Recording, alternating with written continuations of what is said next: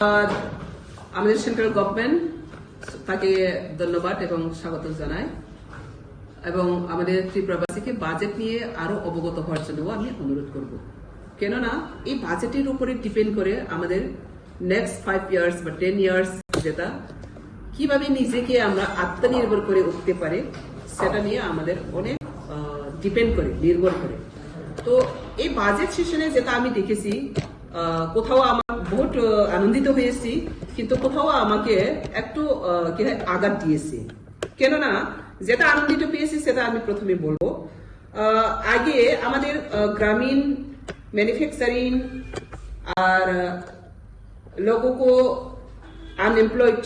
Employee youth তাদেরকে যে রোজগার দেওয়ার জন্য এইসব কাজের যেটা ইনিশিয়েটিভ নেওয়া হচ্ছে সেটা খুবই ভালো।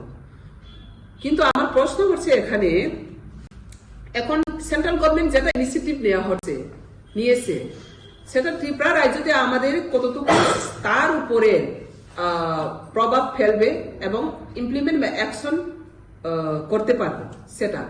তো আজকে আমি এই বাজেট অধিবেশনে যেটা লিখেছি, মহিলাদের ইউথের জন্য আলাদা করে আত্মনির্ভর করার জন্য, নিজেকে সেলফ রিলায়েন্ট করার জন্য বাজেট পেশ করা হচ্ছে এবং দেশের বিভিন্ন সেক্টরে ডেভেলপমেন্ট করার জন্য আগে থেকে আরো বেশি জোরদার দেওয়া হচ্ছে।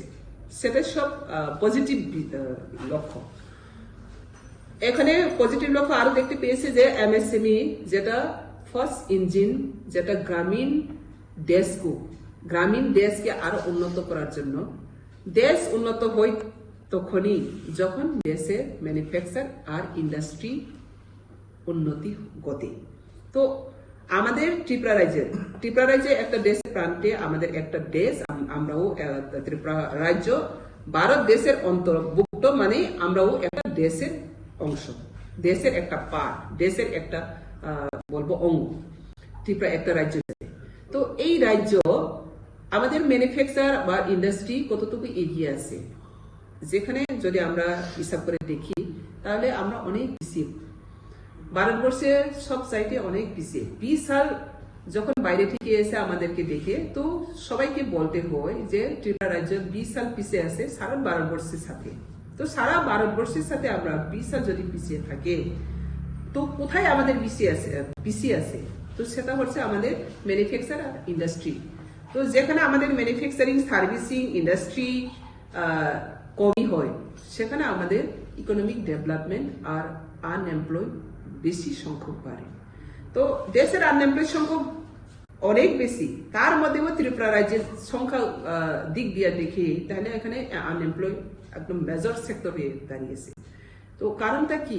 এখানে আমাদের ইন্ডাস্ট্রি নেই, এখানে আমাদের ম্যানুফ্যাকচার তুলনামূলক নেই। তো সেটাকে এখন সেন্ট্রাল গভর্নমেন্ট যেটা বাজেট পেয়েছে বলা হচ্ছে যে যেটা ফার্স্ট ইঞ্জিন এমএসএমই তাকে আরো গুরুত্ব দেওয়া হচ্ছে, আরো ইনক্রিজ করা হচ্ছে, মানুষকে আরো উন্নত করার জন্য। আগে 5 crore তো সেখানে লোন দেওয়া হতো কোনো আপনার ক্ষেত্রে। তো এখন সেটাকে ইনক্রিজ করা হচ্ছে 5 crore से 10 crore তক, और আপ টু 20 crore তক সেখানে দেওয়া হবে ম্যানুফ্যাকচারিং এন্ড সার্ভিসিং জন্য। তো এখন কথা হচ্ছে এটা, আমাদের এখানে এমএসএমই সব রাজ্যতে একটা অফিস আছে সেন্ট্রালে এমএসএমই। তো এই এমএসএমই থ্রু আমাদের রাজ্যবাসী কতটুকু আমাদেরকে ইকোনমিক স্বাবলম্বী করার জন্য বা করে তোলার জন্য, আর এমএসএমই থ্রু আমরা আয়ত্ত করতে পারছি, সেটা আমাদের দেখার বিষয়। যেটা ফার্স্ট ইঞ্জিন লোগোকে ডেভেলপমেন্ট করার জন্য। তো আমরা দেখি ফার্স্ট এজেন্ডা ধরবো এমএসএমই যেটা ইন্ডাস্ট্রিতে আছে বহুত দিন ধরে। তো এখানে আমাদের ইনচার্জই নেই, যেটা এমএসএমই অফিস আছে এখানে ত্রিপুরা ইনচার্জ নেই। ইনচার্জ হচ্ছে গুয়াহাটি যেটা চার্জ ছিল ওনার হাতে। তো সবচেয়ে ম্যানুফ্যাকচার, সার্ভিসিং, এন্টারপ্রেনারশিপ যেটা উদ্যোক্তা করার যে মেন যে ইঞ্জিন, এখানে আমাদের সম্পূর্ণ নেই।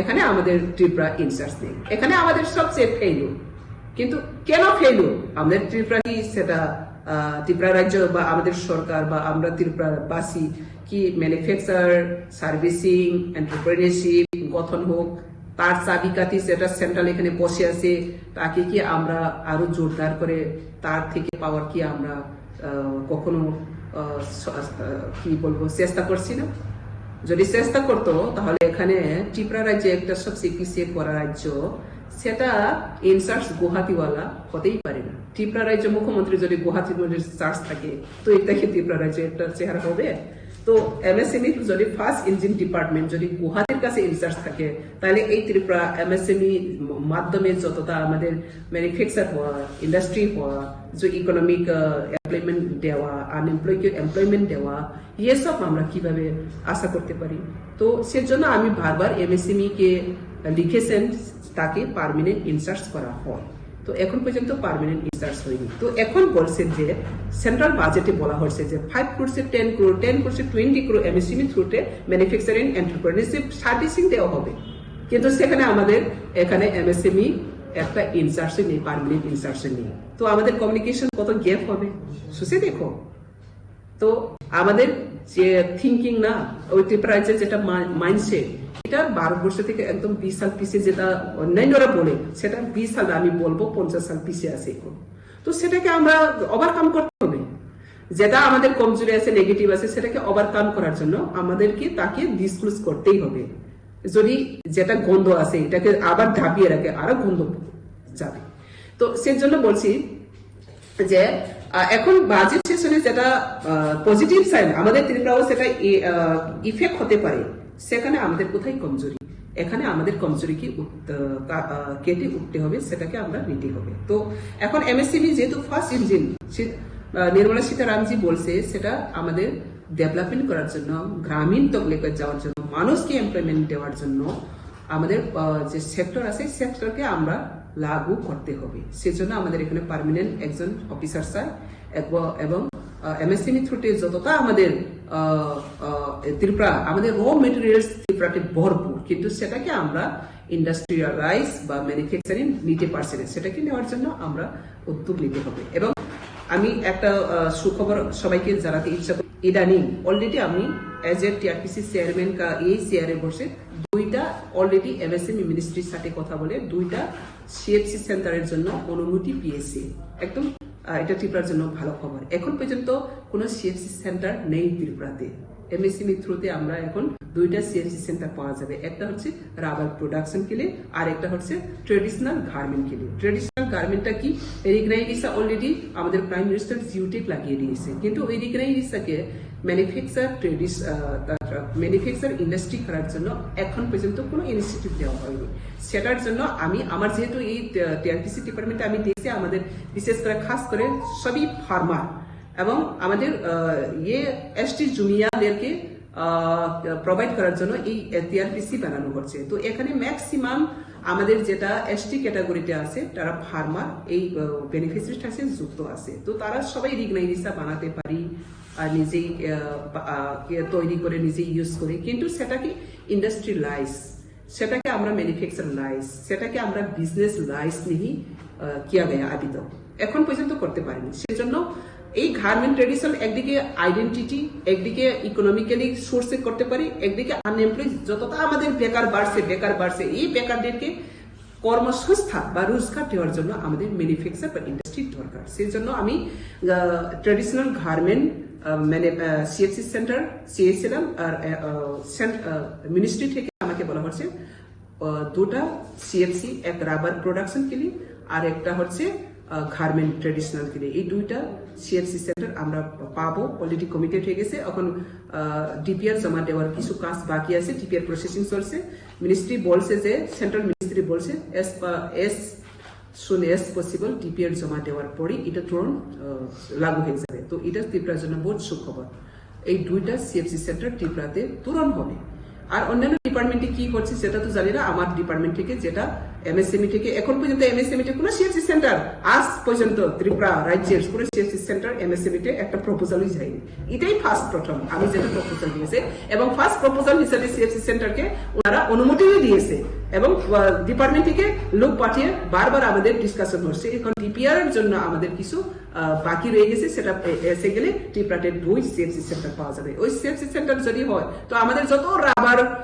প্রোডাক্ট প্রডিউসার আছে, রাবার প্রডিউসার যতটা আছে এখানে সব আমাদের এই সেন্টারের মধ্যে আমাদের তাদেরকে ইনকাম জেনারেট করা হবে। যাদের প্রোডাকশন মালিকানা আছে, রাবার মালিকানা আছে, তারা এইখানেই সবকিছু প্রোডাকশন দেওয়া যাবে এবং আনএমপ্লয়কে সেখানে কাজ করানো হবে। কি কাজ করা হবে? হ্যান্ড গ্লোভ বানানো হবে, টায়ার টিউব বানানো হবে, রাবার বানানো হবে।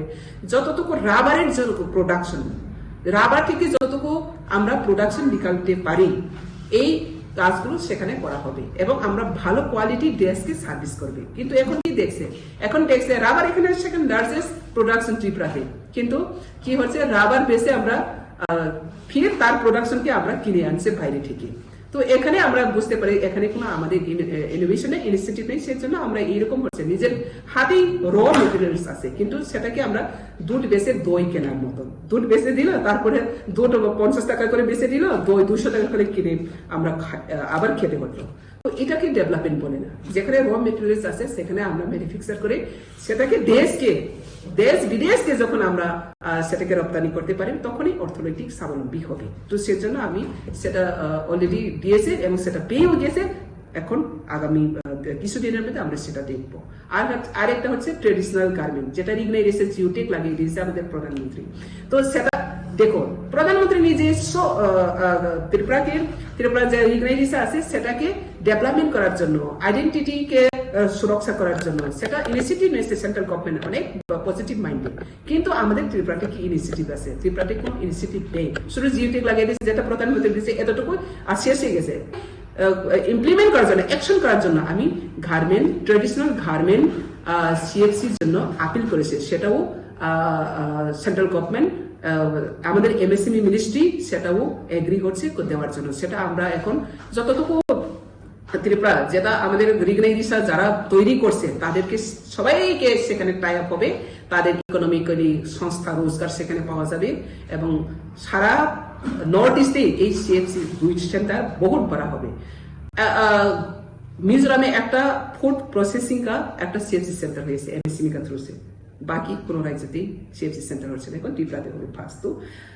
তো আমাদের ম্যানুফ্যাকচার সার্ভিসিং বাড়িয়ে কি বলবো, আমাদের ত্রিপুরাবাসী, সরকার সহ ত্রিপুরাবাসী এতটুকু আমাদের এগোতে পারছি না দেশের সঙ্গে সঙ্গে, সেজন্য আমরা পিছিয়ে পড়ছি। সেটাকে এগোনোর জন্য আমরা আরো কিছু সবাই আরো ইনোভেটিভ ত্রিপুরাকে এগিয়ে নেওয়ার জন্য আমাদের র মেটেরিয়ালস কোথায় কোথায় কি আছে সেটাকে তাকে কাজে লাগু করার জন্য আমাদেরকে ইনিশিয়েটিভ নিতে হয়, সেন্সিবলি কাজ করতে হয়, সেটা আমরা করতে হবে সবাই। তো এই বাজেট সেশনে আমি একদিকে কি বলবো, পজিটিভ সাইনটা যেটা আছে সেটা আমি বললাম, কিন্তু এখন নেগেটিভ সাইনটা, নেগেটিভ বলবো না, যেটা আমি স্যাটিসফাই হচ্ছে না সেখানে হচ্ছে আমার ব্যক্তিগত হিসাবে আমি বলছি। নর্থ ইস্টার্ন রিজন নিয়ে এখানে বাজেট সেশনে কোনো দেখতে পারছি না। নর্থ ইস্টার্ন রিজনকে ডেভেলপমেন্ট করার জন্য এখানে স্পেসিফিক বাজেটে আমি দেখতে পারছি না, নাম্বার 1। নাম্বার 2, যেটা সারা ভারতবর্ষে 2টা রাজ্যই আছে যেটা রাবার প্রোডাকশন জন্য আমরা স্বাবলম্বী বলতে পারি, কেরালা আর ত্রিপুরা। তো রাবার প্রোডাকশনের জন্য তুলা ডেভেলপমেন্ট, তুলা উৎপাদন করার জন্য বাজেট সেশনে একটা প্রজেক্ট এসেছে, স্কিম এসেছে, মানে বাজেট সেশনে ইনক্লুড হচ্ছে, কিন্তু রাবার ডেভেলপমেন্ট, রাবার প্রোডাকশনের জন্য সেখানে ইনক্লুড হচ্ছে না। তো এখানে যেহেতু আমি টিআরপিসিতে কাজ করে রাবার জন্য আমরা দেশকে বিদেশকে কি করতে পারি, কি কোয়ালিটি দিতে পারি সেটা আমি দেখতে পেয়েছি। তো সেটাকেও আমরা যদি সেন্ট্রালাইজ, যদি এই থিঙ্কিংটা, 2টা রাজ্যতেই এই প্রোডাকশনটা র মেটেরিয়াল আছে, কিন্তু 2টা রাজ্যকে যেটা পাওয়া গেছে সেটা সারা দেশকে বিদেশকেও আমরা যেটা কি বলতে পারি রপ্তানি করতে পারি।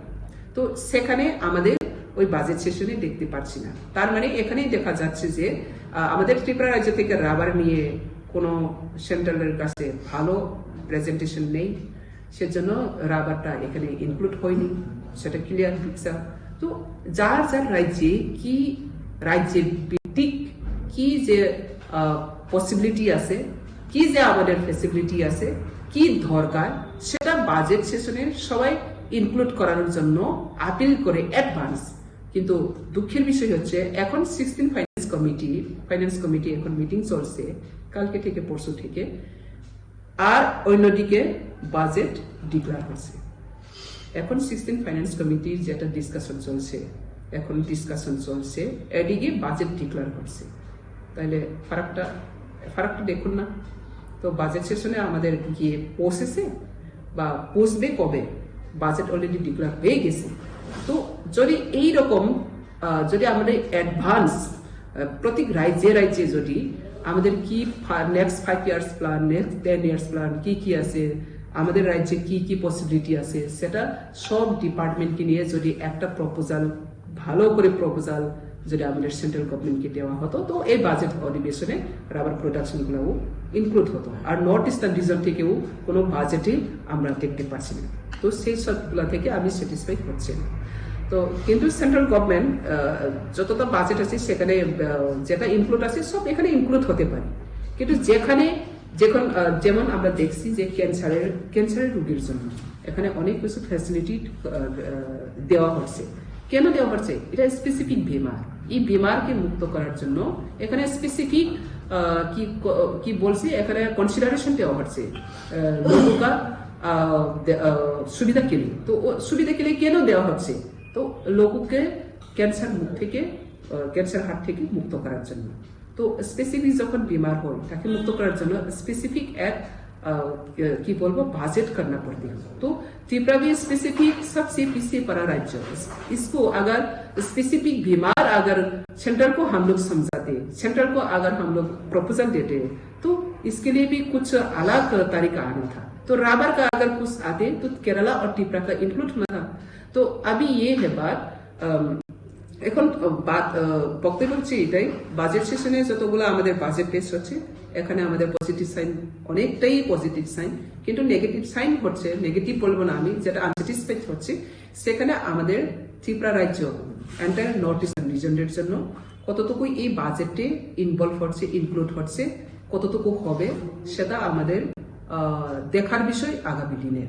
এবং যেটা সেন্ট্রালি ভাবে যেটা দেওয়া হচ্ছে সেটাও ইমপ্লিমেন্ট করার জন্য আমরা প্রত্যেকটি রাজ্য, আমাদের রাজ্য সরকার থেকেই হোক, রাজ্যবাসী থেকেই হোক, সেটাকে ইমপ্লিমেন্ট করার জন্য আমাদেরকে আরো সচেতন হতে হবে।